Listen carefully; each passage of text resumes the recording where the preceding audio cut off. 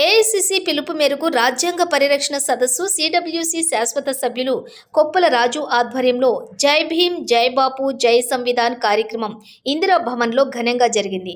అనంతరం కొప్పుల రాజు మాట్లాడుతూ 75 ఏళ్ల స్వాతంత్ర్య భారతావనిని సమైక్యంగా ఉంచిన ఘనత రాజ్యాంగానిదేనని, అటువంటి రాజ్యాంగాన్ని ప్రసాదించిన రాజ్యాంగ నిర్మాతలను అగౌరవంగా తూలనాడుతూ హేళనగా పార్లమెంట్లో మాట్లాడటం బీజేపీ దిగజారుడుతనానికి నిదర్శనమని అన్నారు.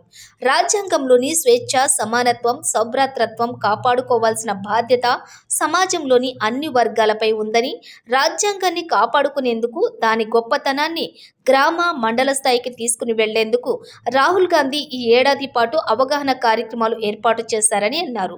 డీసీసీ అధ్యక్షులు దేవకుమార్ రెడ్డి అధ్యక్షతన ఇందిరా భవన్లో జరిగిన ఈ కార్యక్రమంలో విద్యార్థులు, యువకులు, సామాజికవేత్తలు, విద్యావేత్తలు, నాయకులు, కార్యకర్తలు పాల్గొన్నట్లు తెలిపారు. భారత రాజ్యాంగానికి బీజేపీ మరియు ఆర్ఎస్ఎస్ నుండి కలిగే ప్రస్తుత ముప్పుపై ప్రజలందరికీ అవగాహన కల్పించబడుతుందని తెలిపారు.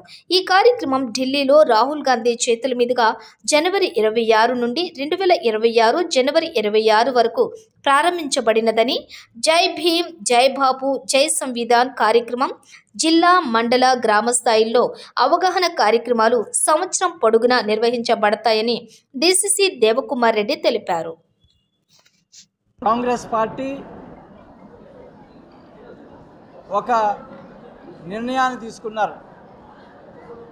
దేశంలో ఒక సంవత్సరం పాటు ప్రతి రాష్ట్రంలో, ప్రతి జిల్లాలో, ప్రతి మండలంలో కాంగ్రెస్ నాయకులు, కార్యకర్తలు రాజ్యాంగ పరిరక్షణ బాధ్యతని వారి భుజస్కంధాలపైన తీసుకొని ప్రజల్లోకి ఒక సంవత్సరం పాటు క్యాంపెయిన్ మరియు పాదయాత్రలు చేస్తూ ప్రజల్లోకి వెళ్ళాలి అనేది ఒక నిర్ణయాన్ని తీసుకున్నారు.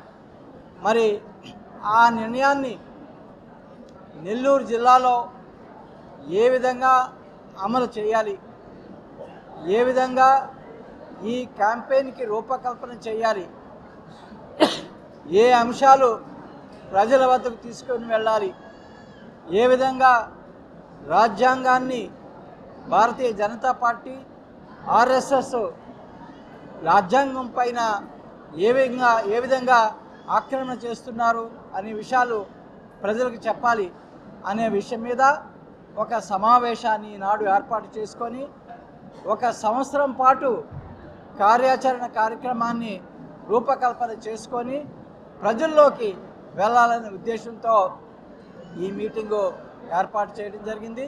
మరి ఈ మీటింగ్లో రాజ్యాంగానికి సంబంధించిన అంశాలు, ఏ విధంగా రాజ్యాంగాన్ని బీజేపీ, ఆర్ఎస్ఎస్ భగ్నం చేయడానికి ప్రయత్నం చేస్తుంది, ఏ విధంగా రాజ్యాంగం ద్వారా బడుగు వర్గాల వారికి మేలు జరుగుతుందనే విషయాలు మాట్లాడటమే కాకుండా పార్టీ సంస్థని గ్రామ స్థాయి వరకు ఏ విధంగా బలోపేతం చేసుకొని ఈ క్యాంపెయిన్ నిర్వహణ చేయాలనే విషయాలు మాట్లాడుకునే దానికి ఈ సమావేశం ఏర్పాటు చేసుకున్నాము. నాకు చాలా హోప్ ఉన్నది. ఈ సమావేశం ద్వారా నెల్లూరు జిల్లాలో కాంగ్రెస్ పార్టీకి పునర్వైభవం వస్తుంది. ఈ క్యాంపెయిన్ ద్వారా ప్రజల్లోకి కాంగ్రెస్ పార్టీ వెళ్తుందని నేను ఆశిస్తూ సెలవు తీసుకున్నాను. జై హింద్, జై కాంగ్రెస్. అఖిల భారత కాంగ్రెస్ పార్టీ పిలుపు మేరకు ఈ భారతదేశంలో ఉండేటటువంటి నగరాలైనా, పట్టణాలైనా, మండలాలైనా, గ్రామ స్థాయిలోకి ఈ ఒక్క రాజ్యాంగాన్ని పరిరక్షించుకోవాల్సిన అవసరం ఉందని చెప్పి, ఈ రాజ్యాంగాన్ని పరిరక్షించుకోవాల్సిన అవసరం ఉందని చెప్పి మీ అందరికీ నేను తెలియజేస్తున్నాను. దయచేసి మీడియా మిత్రులు కూడా చాలాసేపు నుంచి మీరు వెయిట్ చేస్తున్నారు. అన్నిదా భావించకుండా మా యొక్క సందేశాన్ని ప్రజలకి తెలియజేయాల్సిన అవసరం ఉందని చెప్పి నేను మనం చేస్తున్నాను. ఈ యొక్క భారత రాజ్యాంగాన్ని ఏ విధంగా అమిత్ షా గారు పార్లమెంట్లో, రాజ్యసభలో గాంధీజీని, బాబాసాహెబ్ అంబేద్కర్ని ఏ విధంగా కించపరిచి మన యొక్క రాజ్యాంగ విలువల్ని భారతదేశం యొక్క భారతీయుల యొక్క అందరిని అవమానపరిచినటువంటి సందర్భాన్ని ప్రజల్లోకి తీసుకోవాల్సిన అవసరం ఉంది. గట్టిగా ఖండించాలి. దీనికి కూడా కాంగ్రెస్ పార్టీ భారీ ఎత్తున తన నిరసనని తెలియజేసినటువంటి సందర్భాన్ని మీకు మరొకసారి నేను గుర్తు చేస్తున్నాను. ఎందుకంటే ప్రపంచ దేశాల్లోనే భారత రాజ్యాంగానికి ఒక గుర్తింపు ఉంది, విలువ ఉంది. కొన్ని దేశాలైతే ఇంత సువిశాలమైన భారతదేశంలో ఈ రాజ్యాంగంలో మతాలకు అతీతంగా, కులాలకు అతీతంగా, విభిన్న జాతులకి, మతాలకి ఏర్పాటు చేసి ఆనాటి పరిస్థితులను బట్టి ఈ రోజు వరకు కూడా మనందరికీ వాక్ స్వాతంత్రంతో మనం జీవిస్తున్నామంటే అది ఒక ఆనాడు బాబాసాహెబ్ అంబేద్కర్, నెహ్రూ గారి ఆదేశాలతో చేసినటువంటి రాజ్యాంగాన్ని. ఈ విధంగా ఆనాటికి ఒక విషయం మీకు చెప్తాను సోదరులారా, అందరూ కూడా గమనించాలి. ఆనాడు నరేంద్ర మోడీ గారు స్వతంత్రం వచ్చేటప్పటికి పుట్ల, అమిత్ షా అయితే అసలు పుట్ల. ఇటువంటి భారతదేశం కోసం స్వతంత్రంలో పోరాటం చేసి ప్రాణాలు కోల్పోయినటువంటి కాంగ్రెస్ వాదులు ఈరోజు అడిగే హక్కు కానీ, మాట్లాడే ధైర్యం కానీ, గుండెల మీద వేసుకొని చెప్పే ఒక రైట్ కానీ అది కాంగ్రెస్ పార్టీ కార్యకర్తకి, నాయకుడికే ఉందని చెప్పి నేను మనం చేస్తున్నాను. బాబాసాహెబ్ అంబేద్కర్ ఒక కులానికి నాయకుడు కాదు, ఒక వ్యవస్థకి నాయకుడు.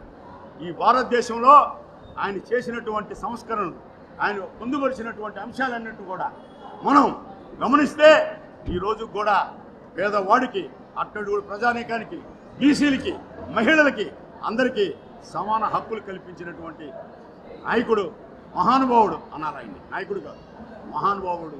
అటువంటి కార్యక్రమానికి శ్రీకారం చుట్టి భారతదేశంలో వాళ్ళు చేసిన వ్యాఖ్యల్ని నిరసన తెలియజేసి వాళ్ళు రాజీనామా చేసి క్షమాపణలు చెప్పాల్సిన బాధ్యత భారతీయ జనతా పార్టీ అయిన ఎన్డీఏ కూటమిలో ఉన్న సభ్యులందరూ కూడా దీన్ని అందరూ ఖండించాలని చెప్పి నేను మనం చేస్తున్నాను. ఈ విధమైనటువంటి రాజ్యాంగంలో పొందుపరిచిన అంశాలన్నింటి కూడా ఈనాడు వీరు చేసేటటువంటి ఈ దురాఘాతలు రాజ్యాంగాన్ని మార్చి తన వాళ్ళ బ్రాండ్ని పెట్టుకోవాలని చెప్పి ఆయన్ని అవమానపరిచే విధంగా భారతదేశ ప్రజలను అవమానపరుస్తున్నారు. దీన్ని మేము తీవ్రంగా నెల్లూరు జిల్లా కాంగ్రెస్ పార్టీ